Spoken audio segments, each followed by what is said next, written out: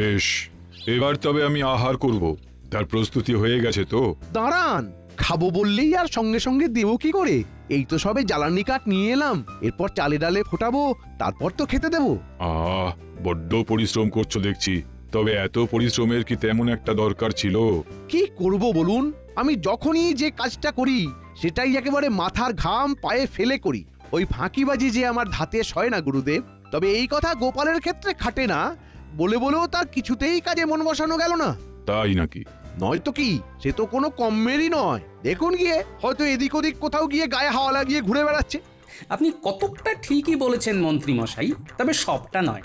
কাছাকাছি ঘুরঘুর করছিলাম বটে, তবে গায়ে হাওয়া লাগানোর জন্য নয়, বরং গুরুদেবের আহারের ব্যবস্থা করতে। তার মানে উনুন না জ্বালিয়েই আহার প্রস্তুত করে ফেলবে তুমি? মানে আর কিছুই নয়, আজ তো একাদশী, গুরুদেব নিশ্চয়ই ফল আহার করবেন, তাই রান্না করার কি দরকার? একদমই তাই। আজ আমি ফল ভিন্ন অন্য কোনো আহার গ্রহণ করব না। দাও গোপাল, ওই ফল খেয়েই ক্ষুধা নিবৃত্তি করি। যা বাবা, গোপাল।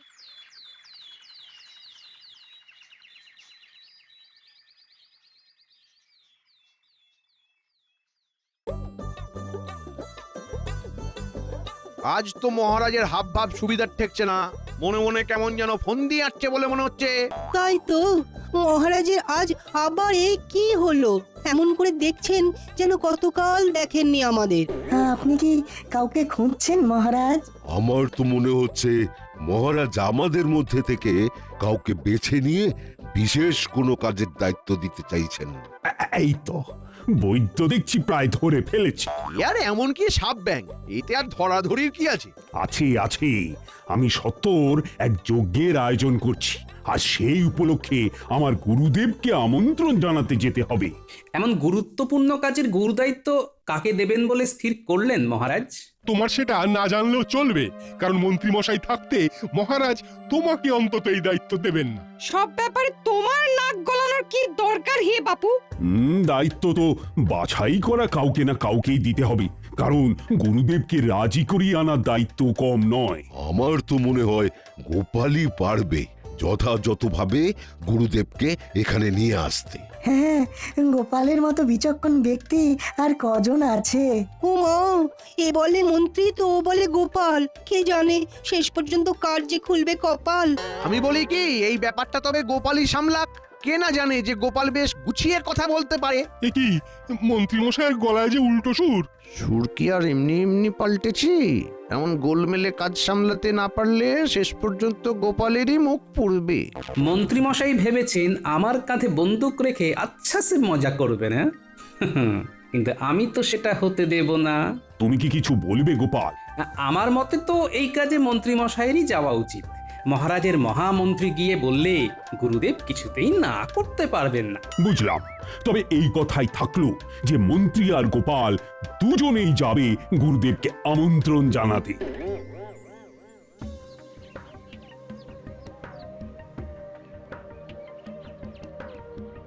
কি গো, আজ যে মুখটা একেবারে বাংলার পাঁচের মতো করে ফিরে এলে, মন মেজাজ তেমন ভালো নেই মনে হচ্ছে। কি করে ভালো থাকবে? ভালো থাকার মতো হয়েছেটাই বা কি? আমি তো জানতাম আমাকে দেখলেই তুমি মুখ ব্যাকাও, তাই এবার আবার বিরক্ত করলো কে? কে আবার? ওই যে মহারাজ। একে যেতে হবে কোন না কোন হাবি যাবি বাবা, এই না মানে মহারাজের গুরুদেবের আস্তানায়। তারপর সঙ্গে থাকবে কে না গোপাল। ও মা, তাই নাকি? শুধু তুমি আর গোপাল? তবে আর বলছি কি, আর ওই গুরুদেবও নাকি খুব একটা সুবিধার নন। বলো কি, তাই নাকি? আসলে এই সবই মহারাজের চাল। দেখে দেখে আমাদের দুজনকে সিংহের ডেরায় পাঠিয়ে দেওয়া, আর উনি শুধু বসে বসে মজা দেখবেন। তবে আমার তো মনে হচ্ছে সবটাই খারাপ নয়, এটার একটা ভালো দিকও আছে। এর মধ্যে ভালোর আবার কি দেখলে শুনি? ভালো করে বোঝার চেষ্টা করো, ভালো করে বোঝার চেষ্টা করো। এটাই ভালো সুযোগ। যদি গুরুদেবের কাছে গোপালকে ছোট করে নিজের নাম কিনতে পারো, তবে গুরুদেব নিজেই মহারাজের কাছে তোমার প্রশংসা করবে, আর এতে আখেরে তোমারই নাম হবে। এই কথাটা তো তুমি মন্দ বলনি গিন্নি। না না না না না, তবে তো একেবারে আদা জল খেয়ে লাগতে হবে। তাই তো আমি বলি, খাবে পরে, আগে কোমর বেঁধে যাওয়ার তোড়জোড় করো দেখি। হ্যাঁ হ্যাঁ, ঠিক বলেছো। একেবারে গোড়া থেকে এই গোপালকে চাপে রাখতে হবে।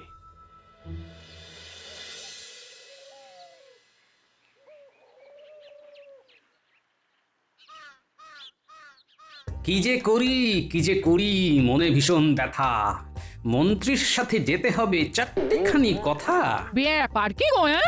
আজ যে একেবারে ছড়া কাটতে কাটতে ঘরে ঢুকছো দেখছি। বলি তোমার হলোটা কি? নতুন করে কি হবে? যা হওয়ার সেটা হয়েই গেছে গিন্নি। কেন কেন কি হয়ে গেছে? ওই যে মন্ত্রী মশাই যাবেন মহারাজের গুরুদেবের বাড়ি তাকে নিমন্ত্রণ জানাতে, তার সঙ্গে এই হুলো বেড়ালকে মহারাজ ঠিক জুড়ে নিয়েছেন। আমার তো মনে হচ্ছে মহারাজ তোমার উপর ভরসা করেন বলেই তোমাকে পাঠাচ্ছেন। হ্যাঁ, মন্ত্রী মশাই একা সেখানে গেলে নির্ঘাত গন্ডগোল পাকিয়ে আসতেন। হ্যাঁ, মহারাজ যে কার ওপর বেশি ভরসা করেন, আমার ওপর না নিজের মন্ত্রীর ওপর, সেটাই তো বুঝতে পারছি না। তবে তো আরো ভালো হলো। আবার কিসের ভালো? এরপর থেকে মহারাজ কার ওপর বেশি ভরসা করবেন সেটা একেবারে না হলে বুঝিয়ে দাও। এই না হলে তুমি আমার গিন্নি? একেবারে মোক্ষম একখানি কথা বলেছো এতক্ষণে। না, এই তককে তককে থাকতে হবে, সুযোগ পেলেই তার সৎ ব্যবহার করতে হবে। আর তারপরেও এই গিন্নিকে মুখ ঝামটা দিতে হবে। হ্যাঁ, আরে ও গিন্নি, চললে কোথায়? উফ, দেখো দেখি কি কাণ্ড। নাও এবার সামলাও।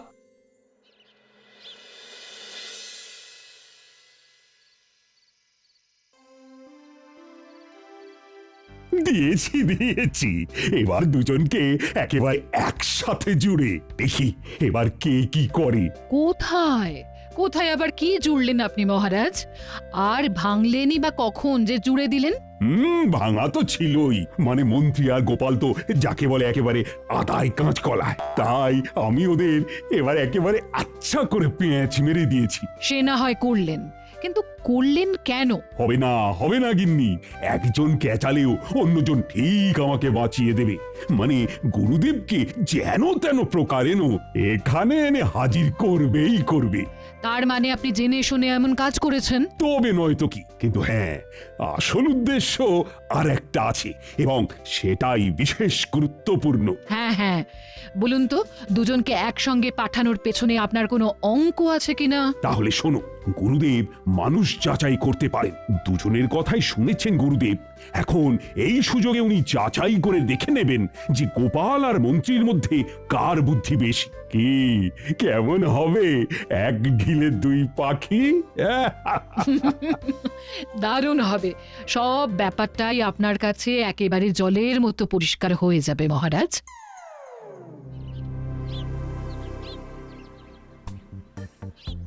ওহ, আচ্ছা একখানা কাজ দিয়েছেন বটে মহারাজ। না ঘোড়া না পালকি, হেঁটে হেঁটে এই এত দূরের একটা জায়গায় যাওয়া। কষ্ট না করলে কেষ্ট এই না, মানে ওই গুরুদেবের কৃপা পাবেন কি করে মন্ত্রী মশাই? থাক, তোমাকে আর ফুট কাটতে হবে না। গুরুদেবের কৃপা দিয়ে আমার হবেটা কি? সে যার গুরুদেব তিনি বুঝবেন। আমি তো ওই দায়িত্ব থেকে মুক্তি পেলে বাঁচি।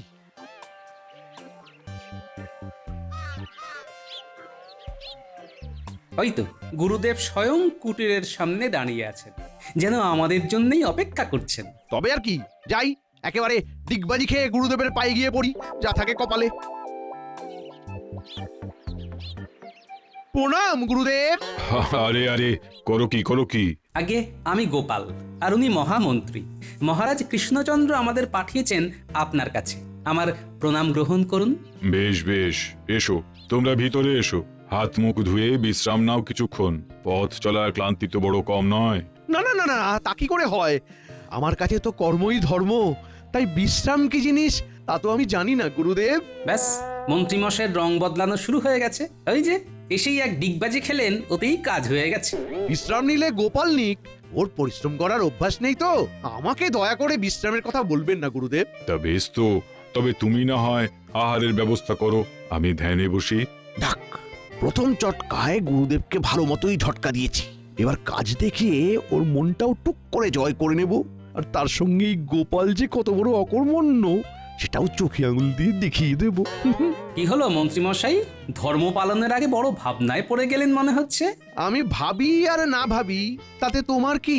তুমি নিজের চরকায় তেল দাও না গিয়ে। সে তো বটেই, আপনার ভাবনা আপনি ভাবুন, আমি ভেবে করব কি? যা ভাবার আমার ভাবা হয়ে গেছে। আহার বানাতে গেলে জ্বালানি সংগ্রহ করতে হবে। ওই জ্বালানি এলে তবেই রান্না করা যাবে। তাই সবার আগে আমি যাব জ্বালানি সংগ্রহ করতে। বেশ, তাই করুন। তবে আমি বরং বিশ্রাম নেই খানিক। হাজার হোক পরিশ্রম করার অভ্যেস তেমন নেই কি না।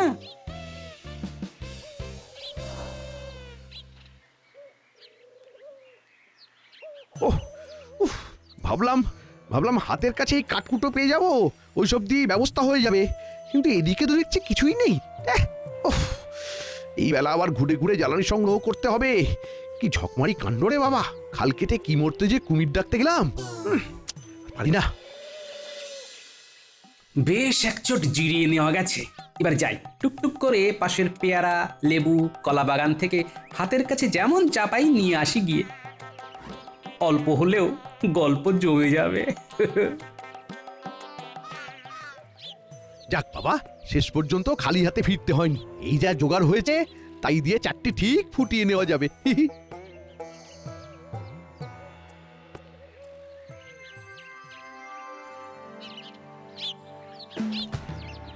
বেশ, এবার তবে আমি আহার করব। তার প্রস্তুতি হয়ে গেছে তো? দাঁড়ান, খাবো বললেই আর সঙ্গে সঙ্গে দেবো কি করে? এই তো সবে জ্বালানি কাঠ নিয়ে এলাম, এরপর চালে ডালে ফোটাবো, তারপর তো খেতে দেবো। বড্ড পরিশ্রম করছো দেখছি। তবে এত পরিশ্রমের কি তেমন একটা দরকার ছিল? কি করব বলুন, আমি যখনই যে কাজটা করি সেটাই একেবারে মাথার ঘাম পায়ে ফেলে করি।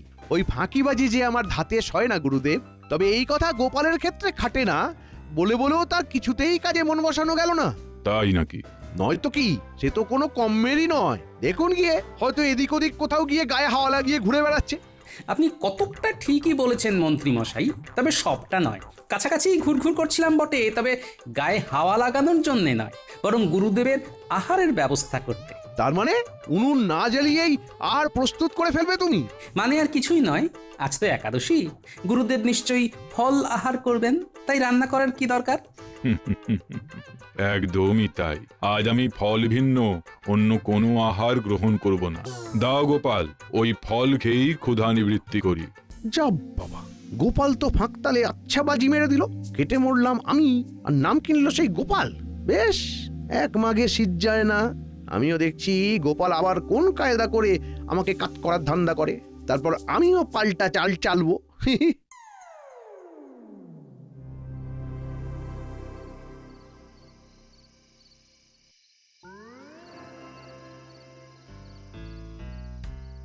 এই তো গুরুদেব বিশ্রামে আছেন, যাই এই বেলায় কাজের কাজটা করে ফেলি। হ্যাঁ হ্যাঁ, বিলম্বে লাভ কি? আপনি বরং মহারাজের আমন্ত্রণ পত্রখানা এখনই গুরুদেবকে দিয়ে দিন। গুরুদেব, যে কাজে আসা সেই কাজটা সেরে ফেলি এবার। বড় আশা নিয়ে এসেছি আমরা, নিরাশ করবেন না।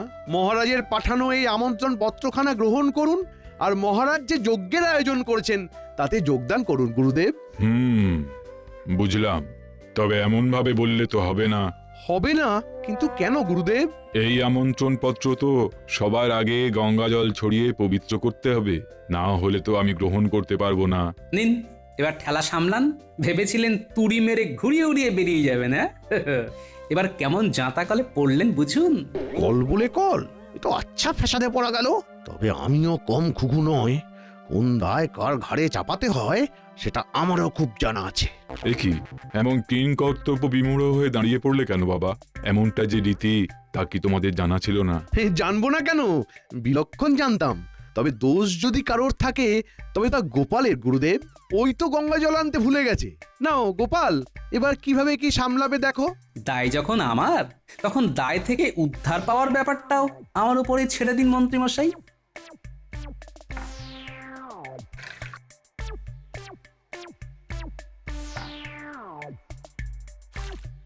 এই নিন গুরুদেব, এবার পত্রখানা গ্রহণ করুন। এভাবেই পবিত্র করার কাজটা সেরে ফেললে তুমি। বাবা, তুই সস্তা ভেবেছো চুপি চুপি গুরুদেবকে বোকা বানাবে?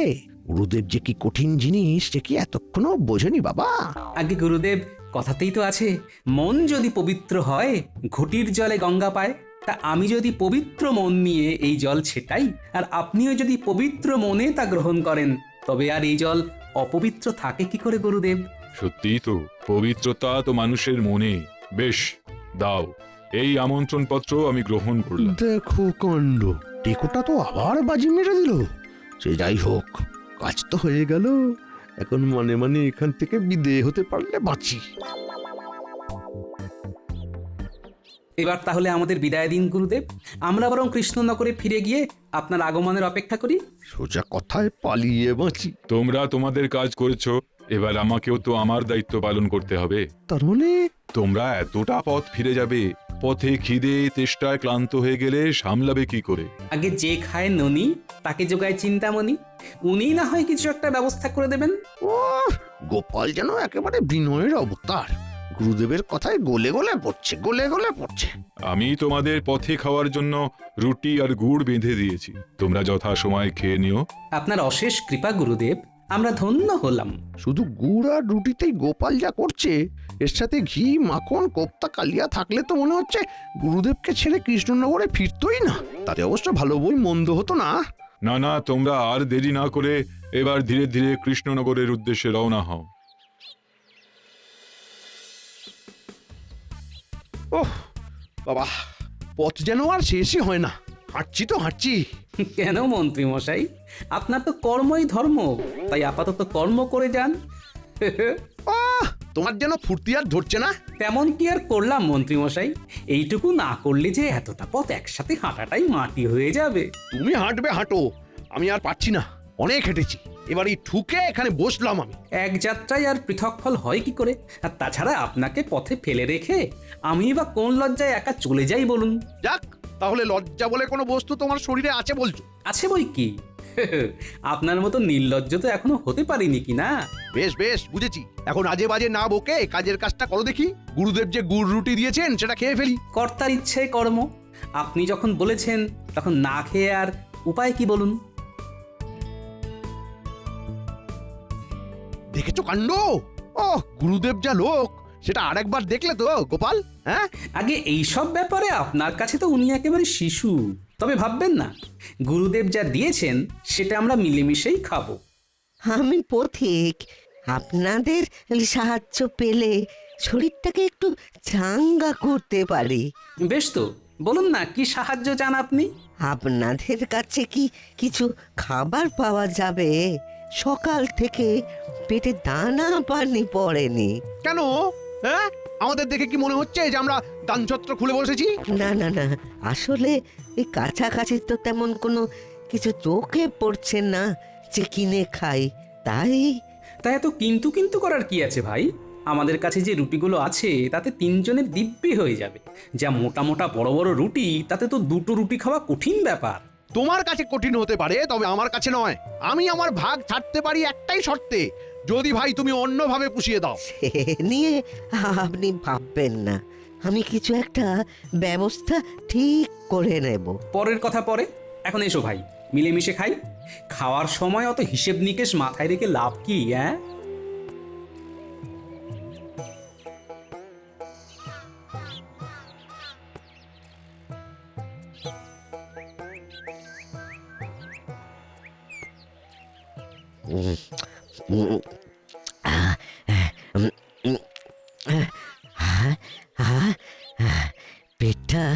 পেটটা খানিক ভরলো।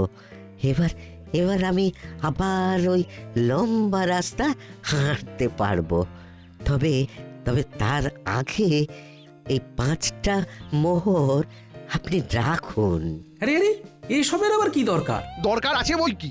হ্যাঁ, এইটা আছে, নিজেদের মধ্যে ভাগ করে নেবেন সুবিধা মতো। বাবা যখন গেছে তখন আপনার ভাগ আপনি বুঝে নিন মন্ত্রী মশাই। আমার 3টে রুটি আর আপনার 2টো, তাই 5টা মোহরের মধ্যে 3টে আমার আর 2টো মোহর আপনার। এ ভারী অন্যায় গোপাল, এ ভারী অন্যায়। অধিক আমাদের দুজনের খাবার খেয়ে কৃতজ্ঞ হয়ে মোহর দিয়েছে, এতে আমাদের দুজনেরই সমান ভাগ আছে। আমি আরো অর্ধেক মোহর পাবো, আর আমি তো আমার ভাগ ছাড়বো না। কি মন্ত্রী মশাই, একটা মোহর 8টা মোহর বড় কথা নয়, তবে আমি বলি কি, আপনার ভাগের ধরনটা ঠিক হচ্ছে না। হিসেব করে দেখলে 4খানা মোহর আমার প্রাপ্য হয় আর 1খানা আপনার। কি সর্বনাশ, আরো ভাগ কমিয়ে দেওয়ার ফন্দি আটছো? তার মানে তুমি সোজা কথায় ভাগ দেবে না? তবে তো আমিও বেকার রাস্তা নেব। এমনি মেনে নিলে ভালো হতো, তবে মানলে না যখন, তখন চলো মহারাজের কাছে ফিরে গিয়েই বিচার চাইবো। উনিই বলে দেবেন আমার প্রাপ্য ঠিক কতটা।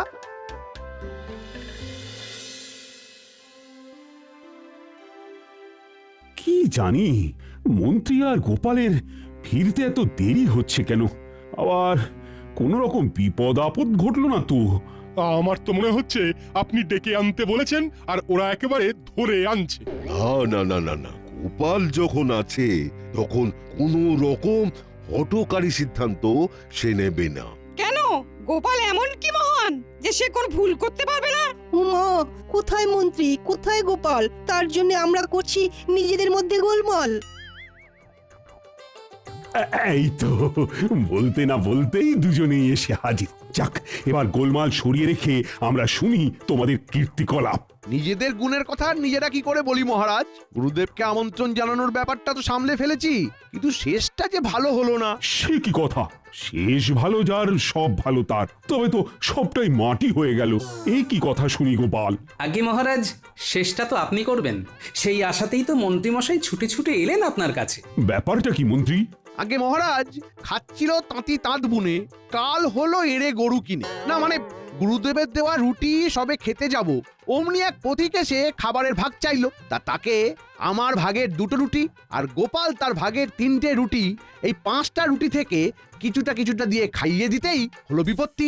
বাকিটা আমি বলি মহারাজ। সেই পথিক খুশি হয়ে 5টি মোহর দিয়ে চলে গেলে মন্ত্রীমশাই 2.5খানা করে মোহরের ভাগ চাইছেন। আমি যতই বলি 4টে মোহর আমার আর 1টা মোহর ওনার, উনি কিছুতেই মানতে চান না। তুমি ভাবলে কি করে যে উল্টোপাল্টা কিছু একটা বলে আমাকে বোকা বানালেই আমি বোকা হয়ে যাব? আপনি বলুন মহারাজ, এটা কোনো হিসাব হলো? সত্যি তো গোপাল, এরকম ভাগ করেছো কেন? তবে গোড়া থেকেই শুনুন মহারাজ, একটা রুটির 3টে টুকরো করা হয়েছিল, তাহলে 5টা রুটি থেকে 15টা টুকরো বেরিয়েছিল। সবাই 5টা করে টুকরো খেয়েছে। বেশ, সত্যি কথা বলো দেখি মন্ত্রী, তুমি নিজের রুটি 6টা টুকরোর মধ্যে 5টা নিজে খেয়েছো আর 1টা লোকটাকে দিয়েছো কিনা? হ্যাঁ মানে তাই তো খেয়েছিলাম মনে হচ্ছে। আর আমার স্পষ্ট মনে আছে, নিজের ভাগের 9টা টুকরোর মধ্যে 5টা নিজে খেয়েছি আর 4টে টুকরো লোকটাকে দিয়েছি। তাই 5টা মোহরের মধ্যে 4টে আমার আর 1টা মন্ত্রীমশাইয়ের প্রাপ্য। অকাট্য যুক্তি, ন্যায় বিচার করলে তো এমনটাই হওয়ার কথা। এই কি, আমার কি সৌভাগ্য! গুরুদেব, আপনি এসে গেছেন গুরুদেব। হ্যাঁ, আসতে তো আমাকে হতোই, তবে এই নিমন্ত্রণের সূত্রে একটা ব্যাপার যেটা যাচাই করলাম, আমি সেটা সবার আগে জানাতে এলাম। হ্যাঁ হ্যাঁ হ্যাঁ হ্যাঁ গুরুদেব বলুন, আমি তো সেটা জানার জন্যই উদ্গ্রীব হয়ে আছি। স্বীকার করতে বাধা নেই যে যেমনটা শুনেছিলাম সেটাই ঠিক। বাস্তবিকই গোপালের বুদ্ধি আছে, তার বুদ্ধির পরীক্ষা নেব বলেই আমি 5টা রুটি দিয়েছিলাম আর তারপর আমার এক শিষ্যকে পাঠিয়েছিলাম মোহর দিয়ে। তাহলে আমার উদ্দেশ্য সফল হয়েছে। গুরুদেবের নেওয়া বুদ্ধির পরীক্ষায় গোপাল সসম্মানে পাশ করেছে। তার মানে পুরো ব্যাপারটাই সাজানো ঘটনা। ঘটনা যেমনই সাজান, 1টার বেশি মোহর কিন্তু আমি আপনাকে দিচ্ছি না মন্ত্রীমশাই।